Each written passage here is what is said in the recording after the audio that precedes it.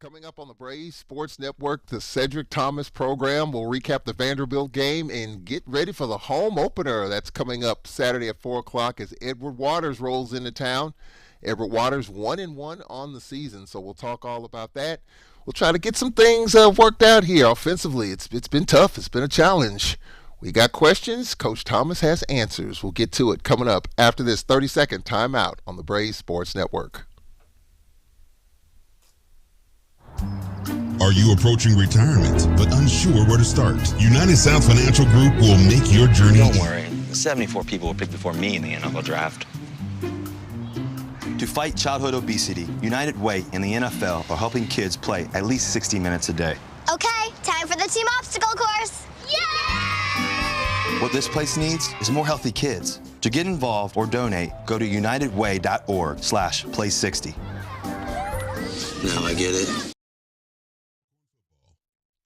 Live from the beautiful campus of Alcorn State University, we have the Cedric Thomas program on the Braves Sports Network, 91.7 WPRL and WPRL.org, as well as WMIS, WTYJ, 1240 AM, 97.7 FM, Fayette Natchez, serving the Natchez community for over 100 years, NatchezRadio.com, and WMPR, 90.1 FM, the voice of the community. Glad you can join us as we get through week 2 of the college football season. A tough day in Vanderbilt as we took on the Vanderbilt Commodores. We're going to talk all about it. You can join the conversation, 601-877-6595. You can text a question, 601-301-2611. We'll break it all down. We'll talk about what we can do going forward is try to get the offense on track defensively. Held tough. And we'll have some questions about all of that, and we'll get ready for Edward Waters. It's the second meeting ever between these two teams on the football field. So Edward Waters rolling in here from Jacksonville, Florida, 4 o'clock kickoff in the home opener. So we'll take a timeout, ladies and gentlemen. Glad you can join us on this Monday Night Football in full effect. The NFL's underway, college football underway, high school underway. A lot of football, a lot of Braves football to talk about. We'll get to it in 60 seconds on the Braves Sports Network. Founded in 1920, the Southwestern Athletic Conference has produced some of the most iconic names in sports. Alabama A&M, Alabama State, Alcorn State, Bethune-Cookman, Florida A&M, Grambling State, Jackson State, Mississippi Valley State, Prairie View A&M, Southern, Texas Southern, and the University of Arkansas Pine Bluff have united to embark on a new era of greatness. The Southwestern Athletic Conference, building champions for life. You don't fight fair, so we'll just fight harder. We didn't come here to play around. You're going down. Honestly, I hate you. I'm stronger than you. I'm more determined than you. We're going to beat you, cancer. Because the American Cancer Society is on our team. And together, we're unstoppable. My name is John Calipari. I'm Roy Williams. I'm Jim Boeheim. I'm Tubby Smith. And I'm a coach versus cancer.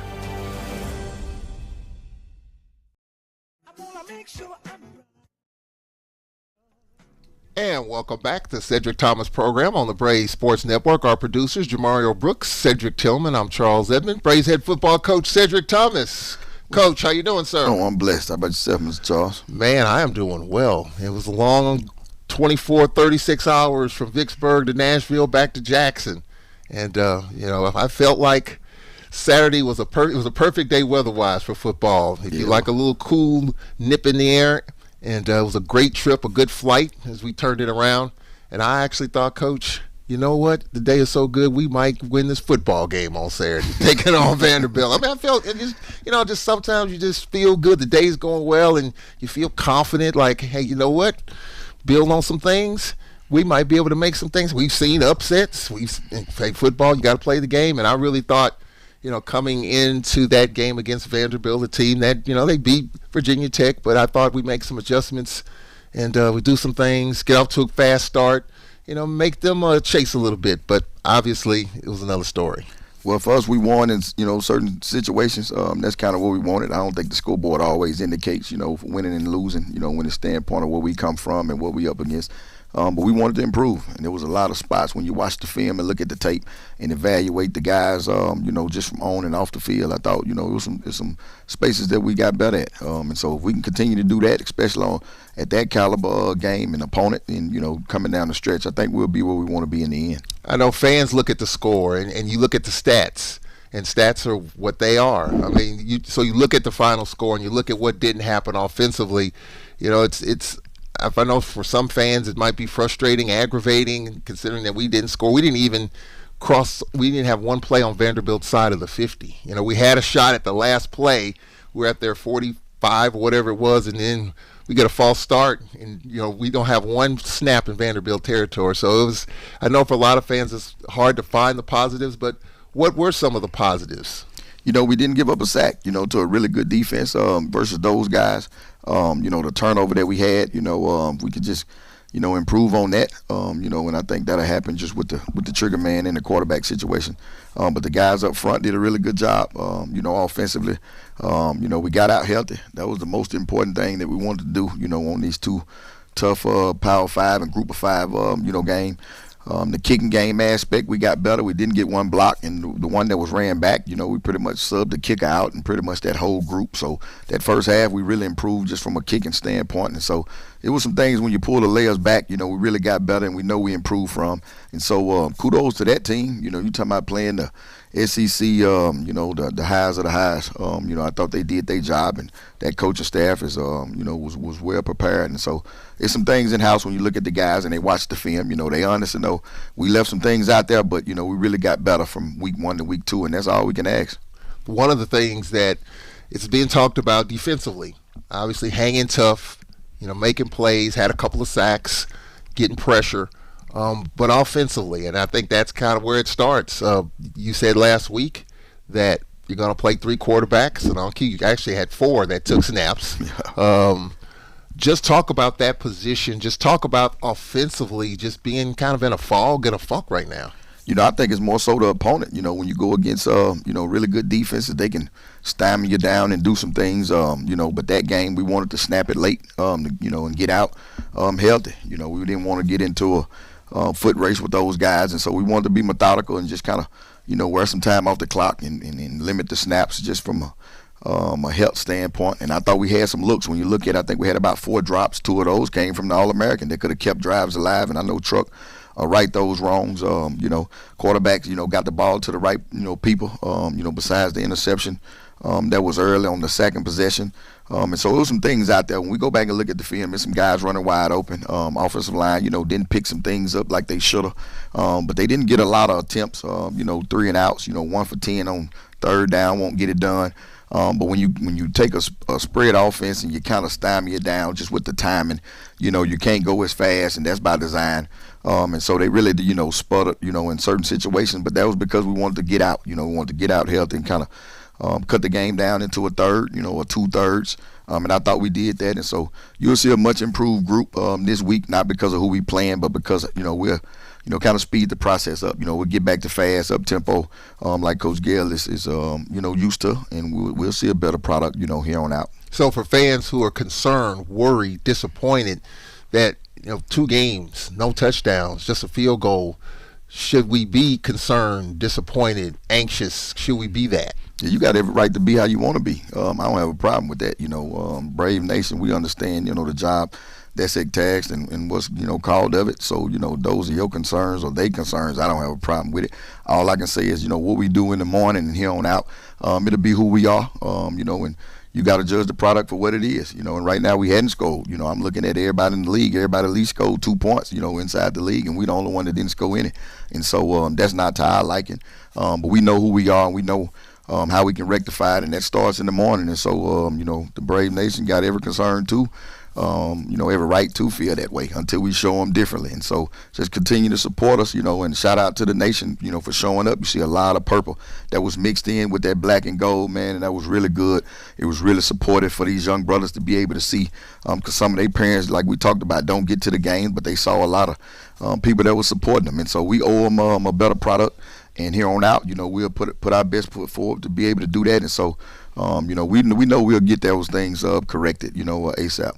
Tyler Macon did get the start in the game and played 2 series. Actually picked up a first down on that first series, and then just 2 series. You started with Tyler Macon. You said you were going to go with the same operation for this past game, playing 3 quarterbacks. Obviously, 4 took snaps this past Saturday. Where are you with that position? And let's start with Tyler Macon in terms of what he only played a couple of series. Was that by design? Well, when we turn it over, right now you just got to protect the football. When you're already limited in possessions, and, when you give up a possession, then that's just tough.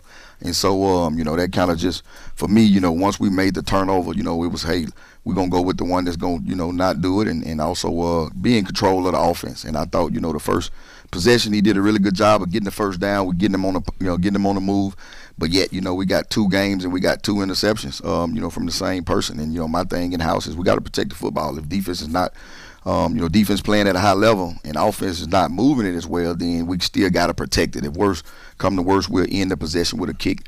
And so, once we turn the ball over, I said, hey, look, let's go with Xavier and see what it looks like, from him. And he did a good job getting a couple first downs, but also not turning it over.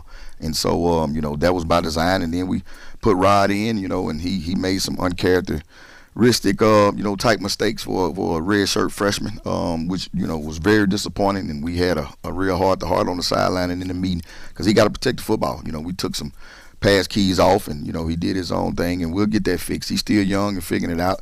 But that was kind of what we wanted to do those first two games. Like I told you, doing camp, we was going to play 3 regardless, to grow those guys up, and as the thing kind of get down the stretch, we'll narrow it down and, kind of hitch our wagon up to 1 and ride it out. Was there any thought after that Mako interception to maybe let him see it a little bit from the sideline and then maybe bring him back in somewhere down the road? Nah, I wouldn't, because we knew, basically it was already kind of planned out. If he would have kept it moving and not turned it over, we'd have let him, play. If you don't turn it over and make good decisions, hey, you stay out there as long as you can. And then, once Zay kind of got it rolling, I knew that fourth quarter we was gonna let Rod go and take it on in. So the $1 million question, I think at this point, you've seen 3 quarterbacks the first 2 games. That was your game plan.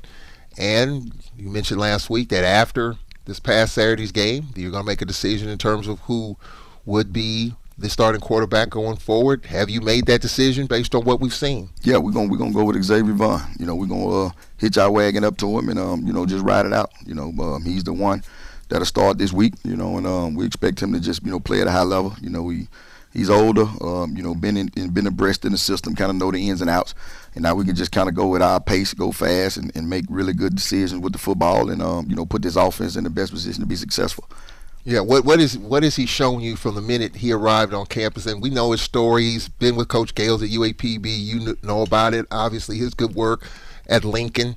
He's here. What do you see and what have you seen in his progression since the moment he arrived on campus and in this system? Well, the first thing is just being a good teammate. When we announced that Tyler was going to start us off, he was a good teammate.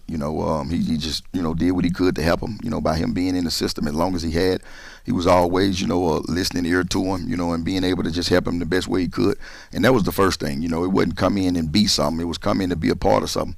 And he could have easily not accepted that role because by him being in the system and being a grad transfer. But he didn't, even at quarterback, like I told you, 1B at the time. He still was a good teammate, and we know athletically and throwing the football and the command of the offense, we know he has that. My thing is when we made the decision, was to talk to Malachi and Truck and those guys and make sure that he got the backing from them, and he's a good teammate on both sides to be able to ensure those guys that he's going to do what's best for the team and what's best for all 3 components. And so he did a really good job, of that. And so we're excited about it. And from here on out, we're going to see where he can take us. What has the conversations with Mako been like the last couple of days? Coach talked to him, about it. And, he called me last night, over the phone. And then I just told him, hey, look, come by and see me. And we'll sit down and we'll hash it out, any questions, because they know it's an open door policy with all of them, and not just the quarterback position, but all of them, because I get a lot of guys in, talking about, Coach, hey, what about this, what about that, and I sit down and have those hard conversations with them. And so, we're just going to talk to him about, our decision and where we're going, and, how it benefits him and how we expect him to do the same thing that Xavier did when, he started it off. We're talking with Braves head football coach Cedric Thomas. All right, so, Coach, let's take a look at the game against Vanderbilt, trying to get some things going. And obviously you wanted to kind of water the game down a little bit, speed it up, try to get kind of get what you could get out of it. Throwing the football, you played 4 quarterbacks, but talk about trying to establish a running game. It was kind of tough sledding. Was it us or was it Vanderbilt? It was a little bit of both. We left some miscommunication plays out there that, people that don't, if you don't know, you don't see it. But when you got linebackers running through A gaps wide open, we got checks on different offensive schemes where if it's a 2-backer box or a 1-backer box, they got to make a certain read, and everybody just wasn't in sync. That was the biggest thing, just from a communication piece. The week before, all those guys was in sync, but we also had Rashawn Gillespie, who was the starting right tackle, who didn't play. He was out. And so now you bring Jack in, who hadn't played as much, and some communication issues break down. We had some run throughs, and that had a lot to do with it. But also, you can't knock the SEC, group that played about 11 linemen in the course of the game that kind of stymied us down and did some things to restrict the running lane. And so we want to run the football the best way we can, but it was a little bit of both. My thing was just disappointing on some of the communication things up front, and I know we'll get those fixed. From a defensive standpoint, Coach, I thought our defense battled, got off the field, and how tough is it when your defense is getting off the field, and now you just need a little bit of offensive punch to kind of help that along. It's a kind of double-edged, sword, because we have been here before, and I've been on the other side as a coordinator when we wasn't getting as much from an offensive standpoint. And Malachi, them guys, man, I can honestly say, just being teammates and still rooting the offense on. You don't hear any bickering back and forth, about, not getting first downs or not getting off the field. Those guys are being positive, and then they understand on defense, they can get takeaways, they can change and impact the football game also, from a scoring standpoint and field position standpoint. And so I was so proud of those guys just fighting tooth and nail to try to get the ball back to the offense as much as they can and as much as they could, and even rooting them guys on when they was kind of sputtering. So, I like where we at. Just from a team standpoint, we know we got some things that we got to get corrected, and we will.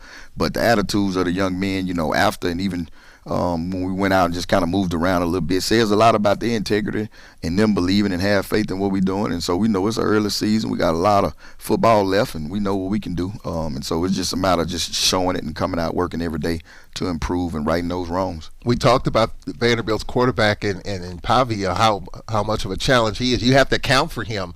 And he kind of had his fingerprints all over it, not only throwing the football and slinging it around, but with his feet. Yeah, that's going to get them a chance in the league. They kind of play the same way when you think about them being at the bottom tier of that league. You see them snapping the ball with 3 or 4 seconds down, cutting possessions, so they defense and offense don't have to, play 8 and 9 or 90 plays to keep up with the upper tier SEC, team. So it says a lot about just the mechanism of what they coach is trying to do to be able to just slow the game down, cut the possessions, and that gives them an opportunity. But he was really athletic, did some things, commanded the offense. You see him changing when he see overload pressures and things that we did. And so he has his imprint, all over that game. And it's going to be interesting to just watch, them as the season go on.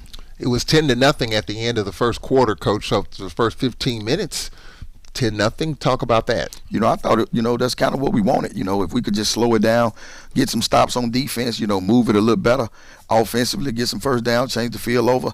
I thought it could easily be, that going into half, maybe a 1 or 2 score game. And so that was kind of what we wanted. We just wanted to move it a little bit more efficient, from an offensive standpoint. Even if we didn't score it, that's the objective, but at least turn the field over, like you said, getting it across the 50 and being able to get in field goal range and even score points if we had opportunity to. And so by being that amount, you saying, that's kind of a quarter that you want, and just kind of slow the game down, and so things just kind of speeded up, as the season, as the game went on. And so after that first quarter, we felt good about it. Then the second quarter, it was 27-0 at halftime. Talk about that second period. Just the same thing. Those guys, a couple possessions. I think we had a punt that was right down the middle instead of, diagonal, and they got a good return and turned it inside the 40. And that's tough on defense. You're talking about you getting 3 and outs back to back, and then you get a field possession change with a punt return. That's just stressing them guys out. And so that was a little bit too much. We didn't like that. But, like I said, we we just wanted to go in at halftime, just kind of speed the offense up a little, be able to get some first downs and just want the product to look a lot better.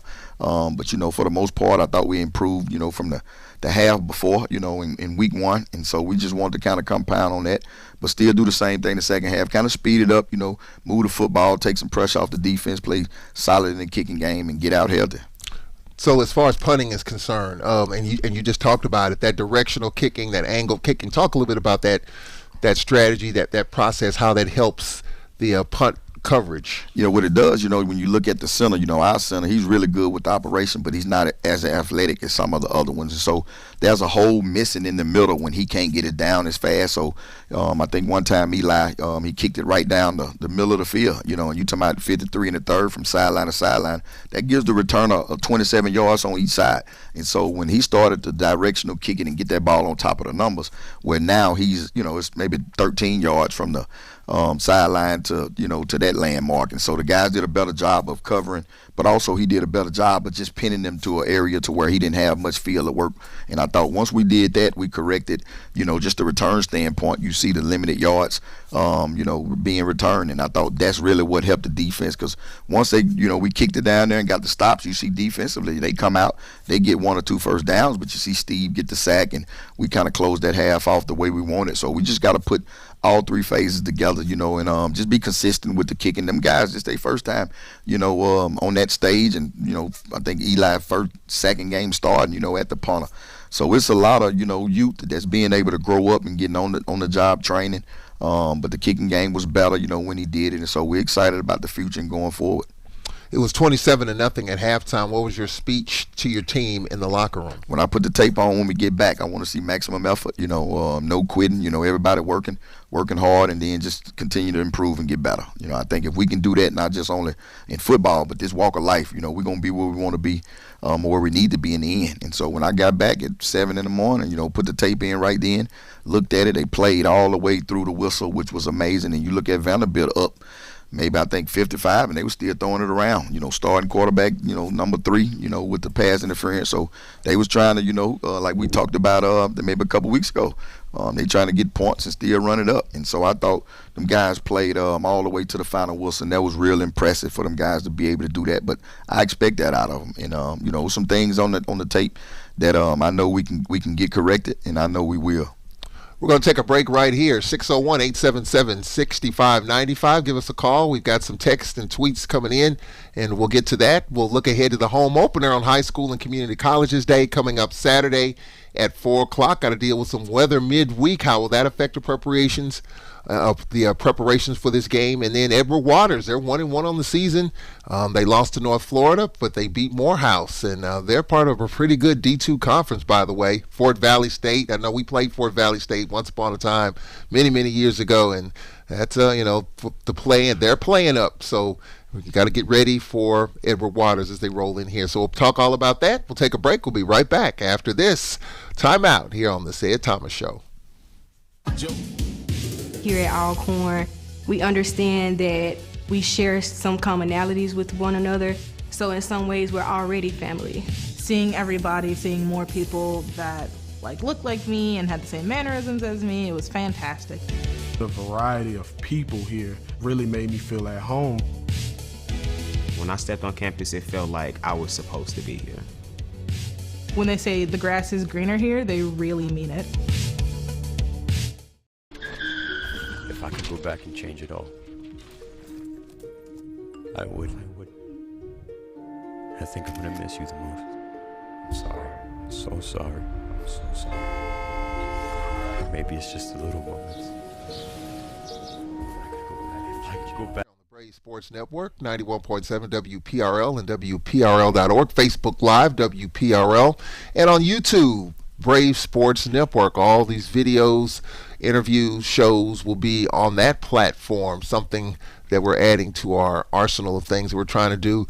I'm thinking about an Instagram deal, trying to kind of work my way through that, Cedric Thomas. This social media stuff is wonderful, but it's still fairly new to me, so I got to think about that one. We were talking about that the other day, so there might be some Instagram stuff in the in the equation somewhere down the road. But not right now, though. Let's just stick to what we know, which is Facebook and X and YouTube channel. So let's stick to that.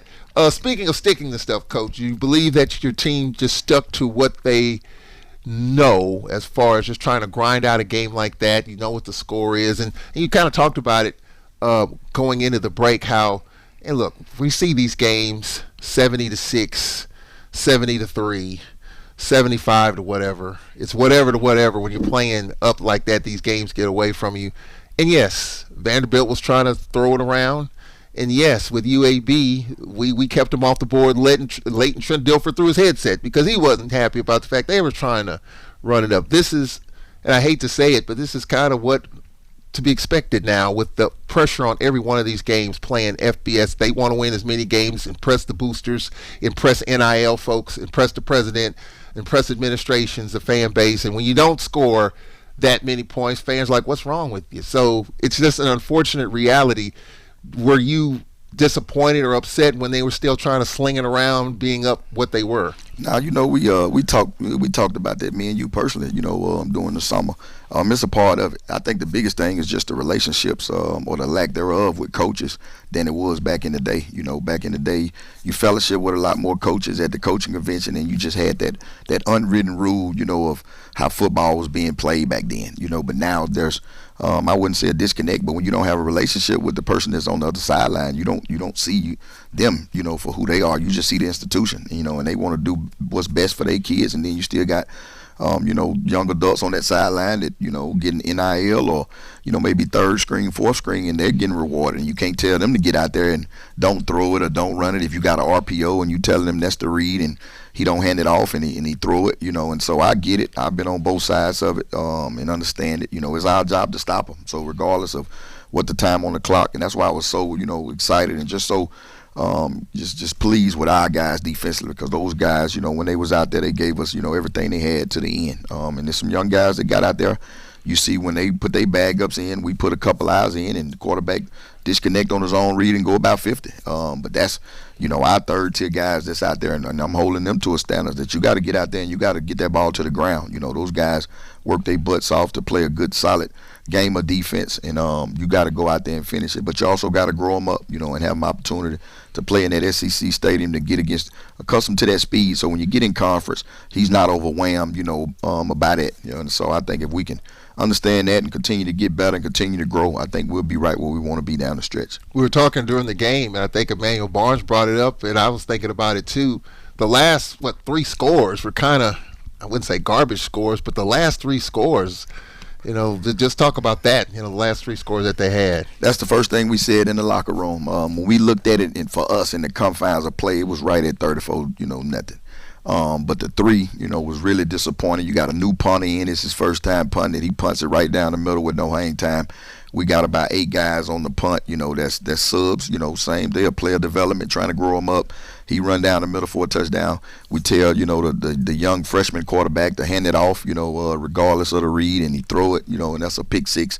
And then we got a third screen nickel in, and the quarterback disconnects, and he takes a bad angle, and then that's a touchdown. But it's all coaching offenses that we can go in that's correctable. But it's also when we put the film into those guys, when you out there, you held to a standard, and so we got to sit there and evaluate that to say, hey, maybe the stage too big for him. Maybe down the stretch, he can't be out there when we get in conference. But also in order for us to see it, they got to be out there and do it. And so that was kind of the opportunity to be able to do it and show us, and we'll keep developing, we'll keep working. It's a long season, but that was by design. So we look at the points, and we are who we are. It's 55-0, but we know internally, what it looks like and what happened on those 3 scores. So your evaluation piece is a lot more intense. Instead of just going through, I wouldn't say go through the motions, when in the fourth quarter, when it's whatever it is, 7 minutes left, you're still scrutinizing and evaluating whomever's in there. Yeah, you got to, Mr. Charles, because like I said, when we get down the stretch, it's a long season.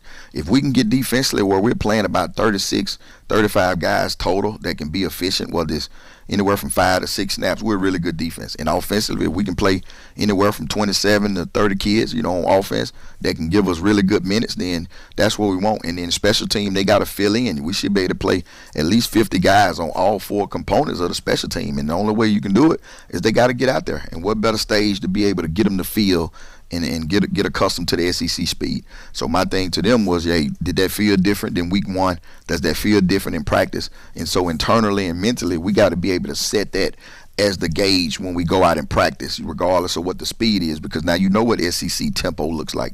You know what that feels like. And so we got to recreate that in our mind every day when we go out to practice. And so player development is still big for me. I'm a junior college guy, hard, where you get guys that nobody really wanted, and you develop, and 2 years later, a lot of schools want them. And it's the same thing here.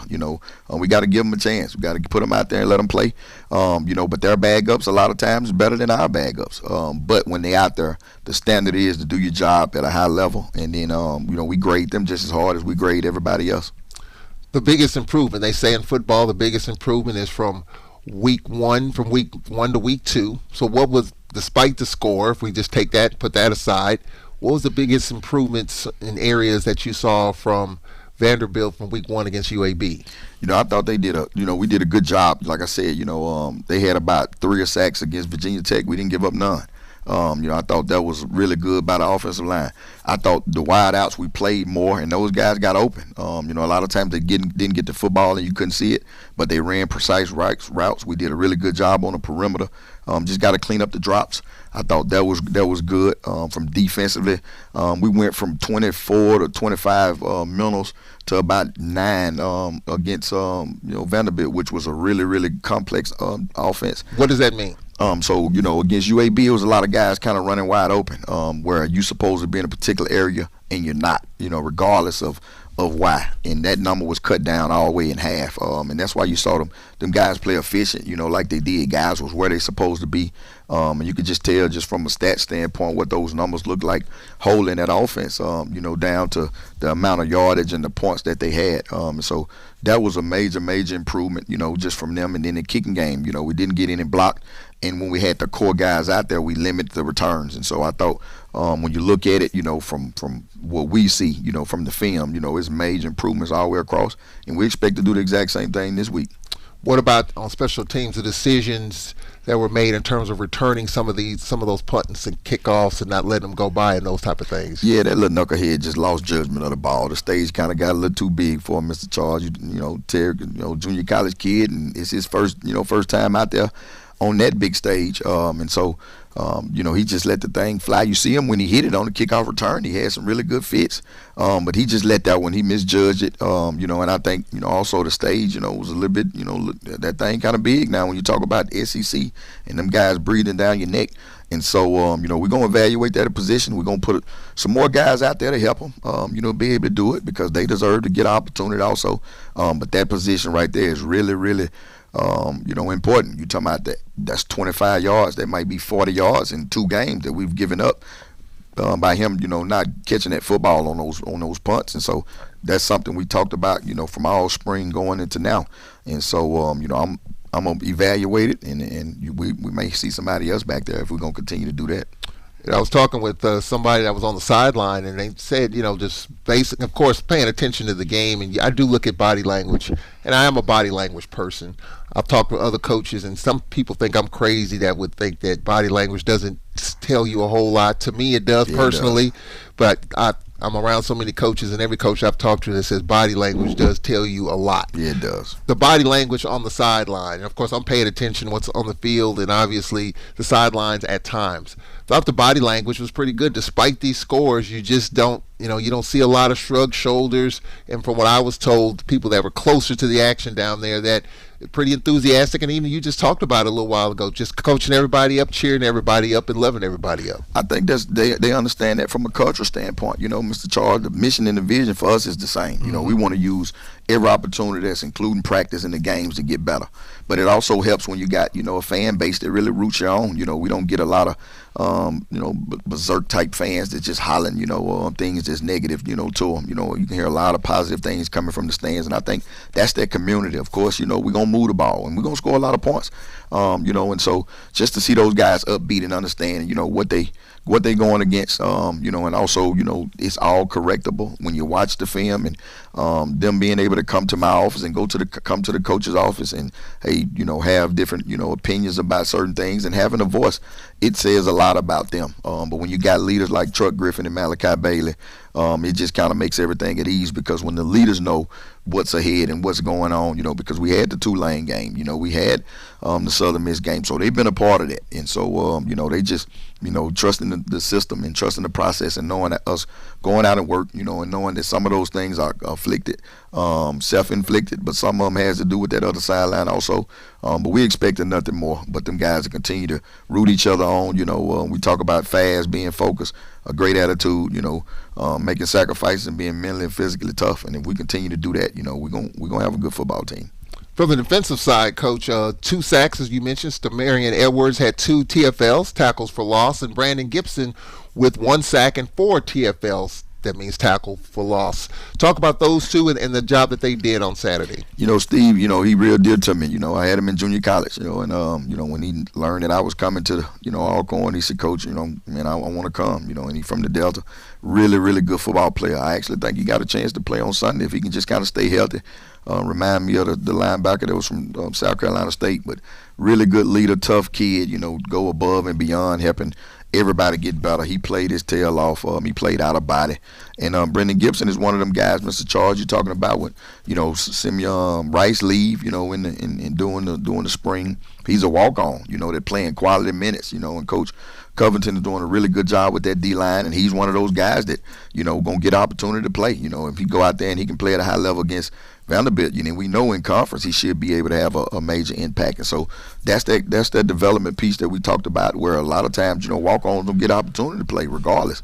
And he did a really good job. And so, we excited about his development, and those guys just really did a really good job. What's being talked about on social media, these are 2 money games, playing up.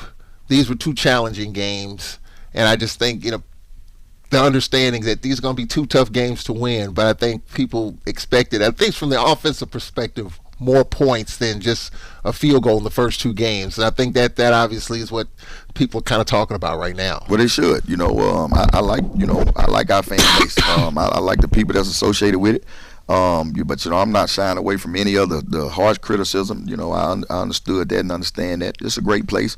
It's a place that's just got a long line of tradition, and so they should feel that way. And we feel the exact same way, and we're gonna rectify it and continue to, starting at 6:30 in the morning, on that practice field. So we're not worried about who on the other sideline. We're worried about us, and we got to just go and clean it up, go out and play our type of football, and give ourselves an opportunity to be successful by scoring points, helping the defense, and playing a well-rounded football game, and also giving the fans a product that they're proud of. I take that to heart. It ain't just about us. It's some guys that's really invested, that come spend their hard-earned money to come watch us, and they deserve more, and they deserve better, and we're gonna do the best thing that we can to help them. So from an offensive standpoint, was there any holding back? And I think what you referenced to, you want to kind of speed the game along and kind of keep the clock moving and all that. Was there kind of a holding back offensively, just knowing the challenge that we were up against playing up these first 2 weeks? Yeah, Coach Gales, he wanted to go as fast as he could. He wanted that challenge, but that's me, being the leader and being the head. Versus the UAB game, we get out of that one and we lose our right tackle. Rashawn Gillespie, he got a knee situation and he didn't travel. You look at, Wallow, we lose a starting safety against UAB.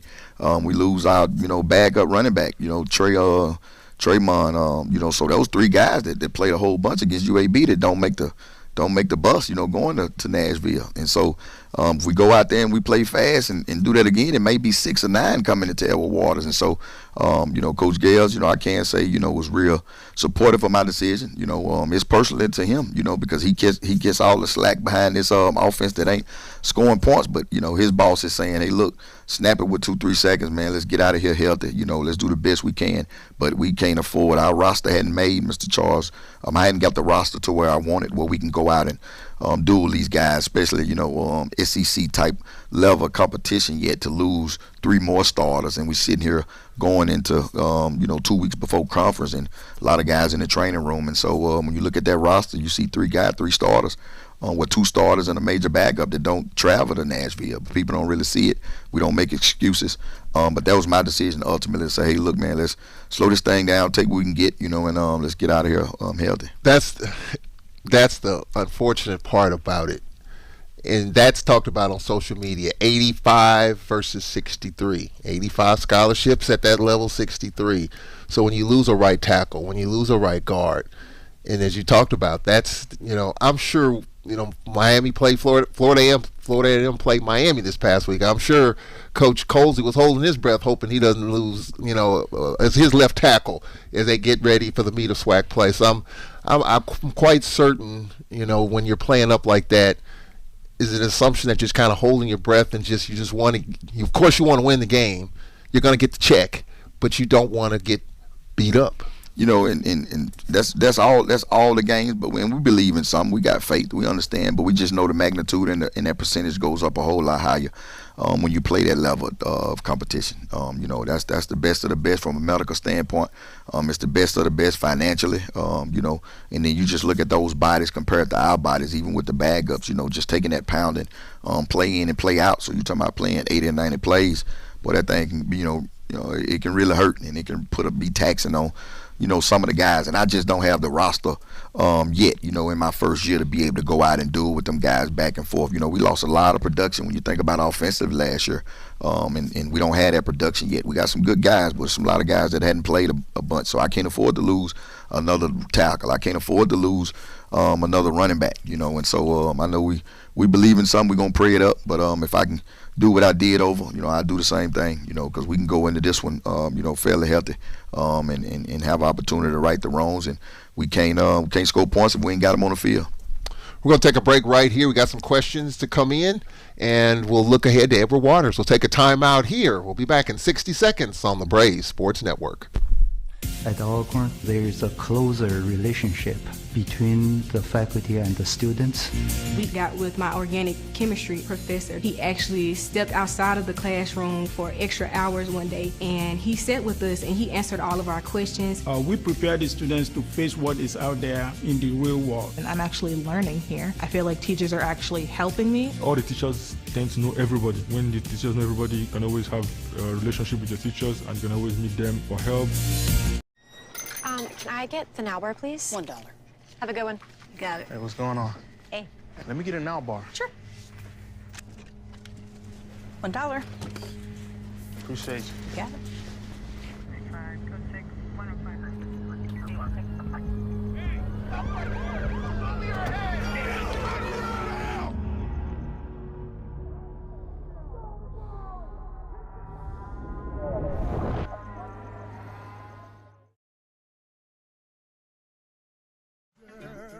All right, welcome back to the Cedric Thomas program. You can give us a call, 601-877-6595. You can text a question, 601-301-2611. And on X, Tall Man Radio. All right, Coach, this is from the text line. Coach, the defense has played relatively well considering that they're on the field a lot due to the fact that our offense has been in a lot of 3-and-out situations. What do we have to look forward to from an offense that, in this person's opinion, has been dismal so far? Fast. Now we can kind of take the training wheels off. We don't have to worry about the pace, anymore. I think the playing field will be equal. We got opportunity to win them all and lose them all. But you'll see an up-tempo offense. It's going to be fast. It's going to score some points. And it ain't no doubt in my mind. I believe that. I've seen it, firsthand, and I also seen it, just from a practice standpoint. So we'll be better, and just stay tuned, and you'll see us celebrating and have a lot of fun once we score points. And a comment on special teams. Special teams have not been special, and so just talk about the improvement on that. Yeah, so we got our core guys, now. Like I told Eli, who's the starting punter, that's it. He'll be kicking, pretty much from here on out. He just got to keep the ball placement where we need it to be. We got some guys, that we changed and changed that punt look up, and so that'll be rectified, and we'll be better on all those phases. That's punt, kickoff return, and also field goal. So another on the text line, a comment: our defense looked good when it came to reading Vandy's quarterback. Talk about that. That's the film study aspect of it. Coach Rohat did a really good job of getting them guys locked into the system. But when you look over there, it's a lot of older guys. When you see Malachi running walkthroughs and Steve, doing what he's doing, and in the secondary, all being on one accord. And so we just so excited to have those guys and Coach Rowe and his staff getting them guys ready to play at a high level versus a very complex offense. So we're excited about the journey and expect them to do the exact same thing this week. Another comment, Coach: your commitment to make sure all players get to play is to be commended. That will keep healthy morale and good chemistry amongst the team, and of course going into the SWAC play. Well, I appreciate that. They understand, what we're doing, and I'm not turning away from any questions or concerns. And that's what we're trying to do. It's player development. If they do what they're supposed to do, on and off the field, and we got to reward them, and I will reward them by putting them out there. Now, how much they play will be determined on the situation and what they magnitude far as a athletic standpoint. But if they do what they're supposed to do, we recruited them, they're on scholarship, then we evaluated them as such.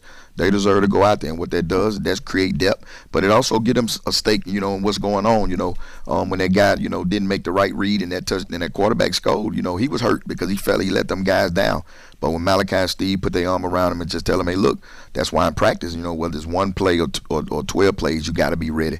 And so I'm excited about those guys, and we're going to continue to grow them up. Another question: was it risky to leave starters in the game that long against Vandy? So that brings up a point. Your game plan in terms of how long you leave the starters, and of course you want it to be competitive throughout, but when the game gets out of hand, what is your philosophy in terms of, all right, Coach, it's time to get the 2s and the 3s ready? It's kind of a pitch count. I think Coach Rowe played every linebacker he had. We played pretty much almost every defensive player that traveled. Because like we talked about, the person just texted. All those guys do what they supposed to do on and off the field. They really athletic, they tough, and they understand what's going on. But we also know from a development standpoint, that's how we get a chance to evaluate them. Practice film is only one thing, but to be out there in game situation, it's another. And the same thing offensively. You see Cam get a chance to carry the football against the SEC. Defense, and he's the fourth running back, and so I thought we did that. So we just kind of gauge it, based off the situation, in the game. And I thought, the coaches did a really good job because they want them to compete. They know it goes on their resume. Coach Gales don't want to be 2 weeks in and not scoring a touchdown. But I got to come in and say, hey, look, this was best for the team, long term offensively, and hey, and those guys respect the decision. Well, in case you're just joining us, one of the big stories coming into this game coming up offensively, we've just scored just one field goal.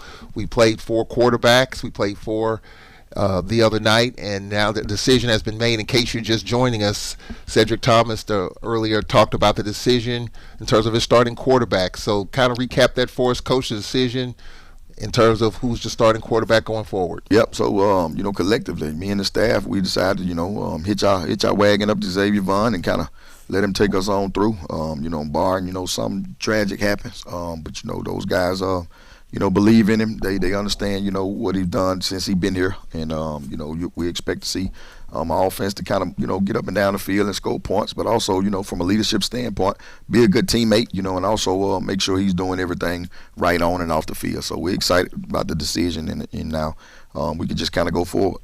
And that leads into a text question, Coach. Can it be asked why we have not seen much of Trey Lawrence?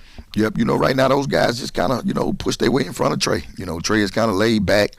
He's done some really good things, but in the spring, Trey had a situation that didn't allow him to practice as much, and those guys kind of got the head on him, and so You know, in this thing, you know, he one snap away. But right now, you know, we got those guys kind of set, you know, just ahead of him.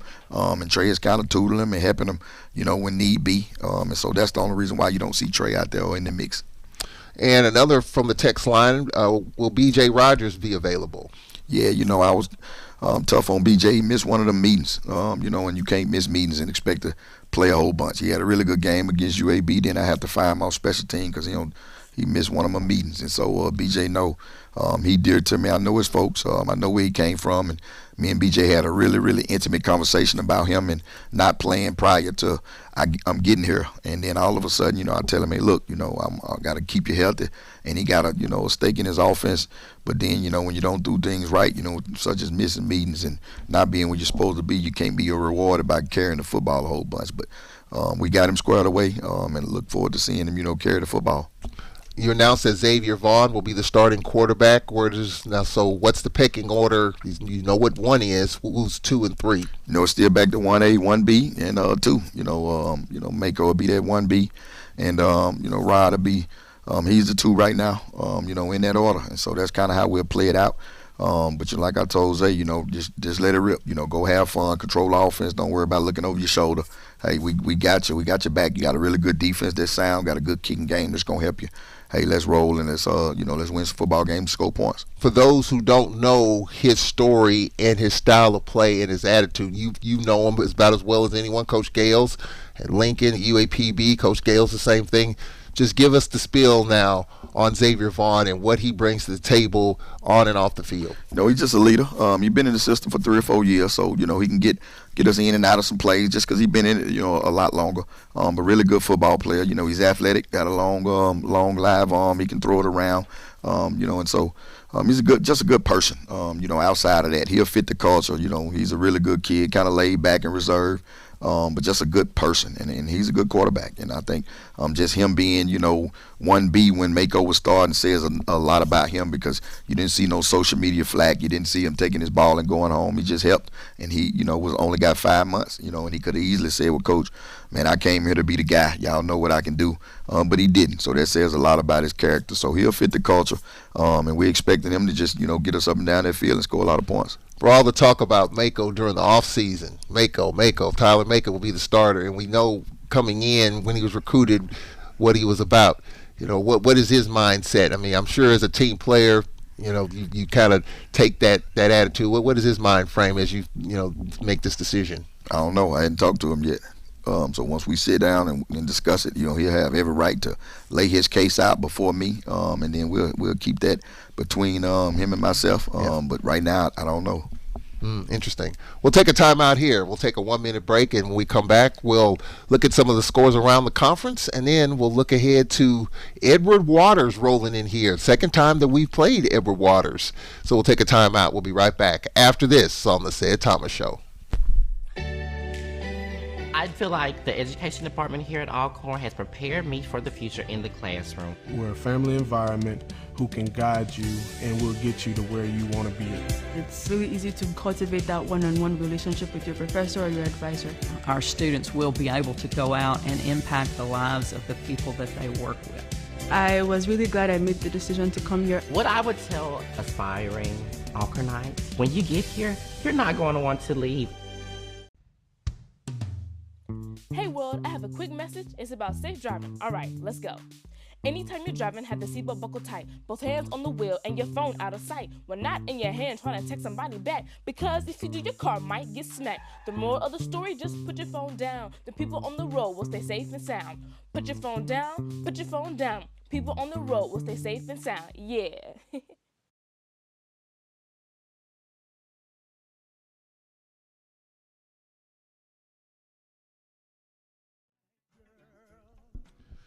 All right, we welcome you back to the Ced Thomas program right here on the Braves Sports Network. It's a beautiful evening right now, but come midweek, it's going to turn pretty rough weather-wise. Our thoughts and prayers with the folks down on the coast, on the Gulf Coast, man, in Louisiana. And I thought, we're turning the corner. We are from a meteorological standpoint, but we've got some weather down on the coast. and they're watching it down there in Baton Rouge. Of course, Southern is playing at Jackson State this week, but midweek practice should be interesting down there, and it's going to be interesting here. Looks great now. It's great tonight.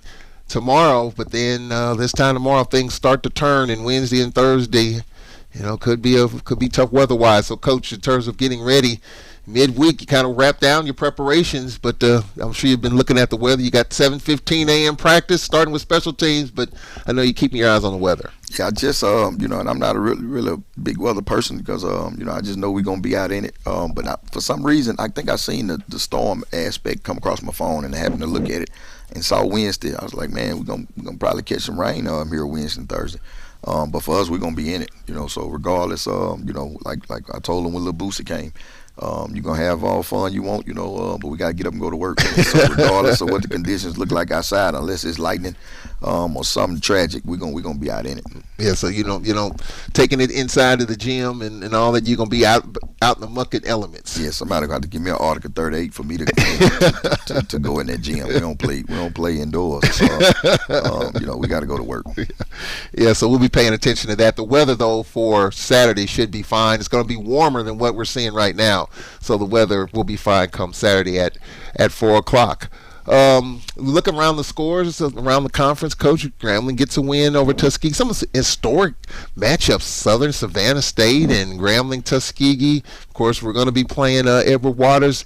A lot of our fans like those HBCU matchups, and I think that's something that we can all talk about. And we got Edward Waters coming up. Yeah, I think if we can, Mr. Charles, I think in a perfect world, if we could kind of get that same BCS landscape just in our own sector, I think, we'll be, that's a home run.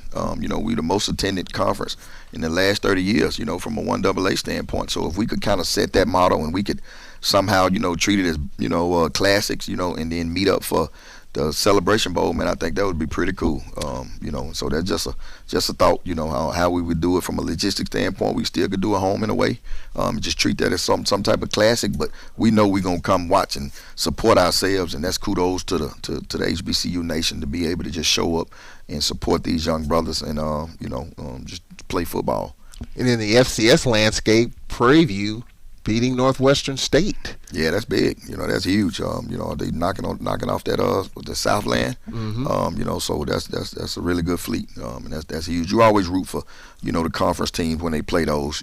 Because for one, a lot of times that kind of knocks us out of the playoff run when we have opportunities. And so shout out to that staff, especially with Bubba, coming off the TSU loss and be able to bounce back and beat Northwestern. And considering the fact that Prairie View lost to Texas Southern, you would think that they would be a little on the downside of things. You're playing a solid FCS opponent. We played Northwestern State before, and so for them to bounce back, that shows a lot as we get into SWAC play. Well, as we get into our community college and high school day game, Coach, and it'll be a good crowd. The weather will be good as we take on Edward Waters. They're located in Jacksonville, Florida. They're a Division II school in the SIAC, the Southern Intercollegiate Athletic Conference.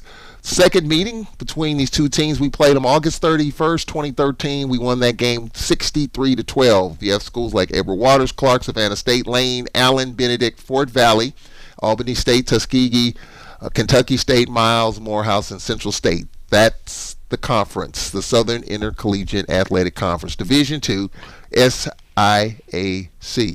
What does that mean, Coach? We played up, now we're playing down. What does that mean when you look at that conference, some good teams there, and a pretty good team in Edward Waters, which is 1-1 on the year? They fast. Anytime you think about Florida and talk about Florida, it's a lot of speed out there, and we got our hands full. You got a team that's that understands it, got a lot of transfer porter kids, that couldn't get in Division I schools, but, Division I caliber players. And so, they do a really good job, got some really good experienced coaches.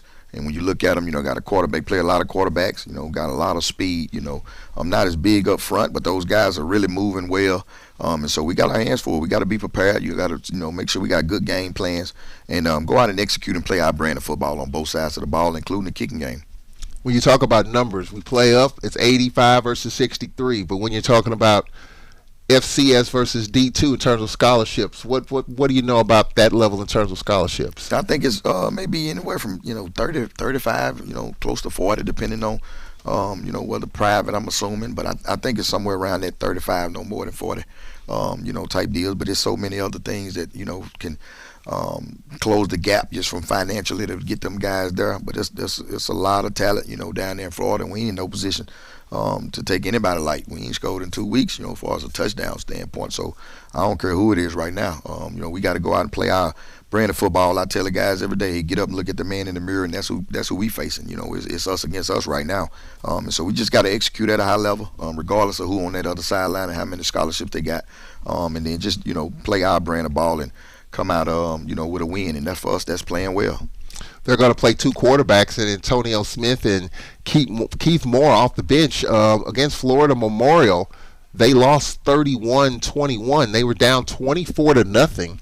Made it a 3-point game, trailed by 3 with 9 minutes left in the fourth quarter. So what do you see in this quarterback and Keith Moore, a freshman, 5'10", 185 from Miami, coming off the bench and making it a game? He was athletic. They Florida Memorial didn't do a good job of containing him on the edge. So, it's what we kind of see a lot in this league, scramble drill, live legs running around, finding guys open. Just kind of broke the play down, and once it was kind of turned to backyard football, man, he did a really good job keeping his eyes downfield, making some throws, making some guys miss, and before you know it, they was back in it. And so we got our hands, we got our hands full with him. He can move around, he can throw it well, and so we got to do a good job of containing him. We can't get caught up in being selfish. Everybody want to make the play and turn it into about stats instead of just being about sound and playing good football. You talked about that team. They're located in Jacksonville, Florida. A lot of great talent down there. And is our pipeline still pretty strong down there? I mean, for many, many years we had that Florida pipeline. Is it still pretty strong down there? Yeah, we got a strong hold on some really good kids on the roster. Now from down there, and so we got 3 coaches that kind of goes to that area. Used to be 1, and so that's one of our first stops after we hit Mississippi. We going down there, and those guys are still out.